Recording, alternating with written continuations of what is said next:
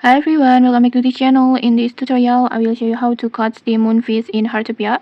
So this fish is one of the rare fish that you can get in Heartopia, and it has a unique shape and color like this. And to catch this fish, you can catch it at the sea fishing event that held at the fishing village.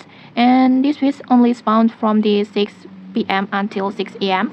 And for the weather, it spawns at the sunny, rainy, or rainbow. So just join the sea fishing event at the fishing village.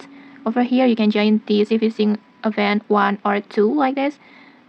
You can just join it when it's hosted by NPC Bill, or you can also start the event yourself by paying 2000 gold to NPC Bill. And when you successfully join the event, just start fishing until you can get this fish. And you can also use the fish attractor or mermaid perfumes to catch to increase your chances of getting this fish. And now here's the important part. Just keep an eye on the shadow in the water. If you see a shadow with a golden sparkle effect, that means it can be this moonfish. And then just quick cut your line and then just cut it. And okay, that's it. Super easy, right? If you found this helpful, don't forget to like, comment, and subscribe for more tutorials. Thanks for watching, and see you.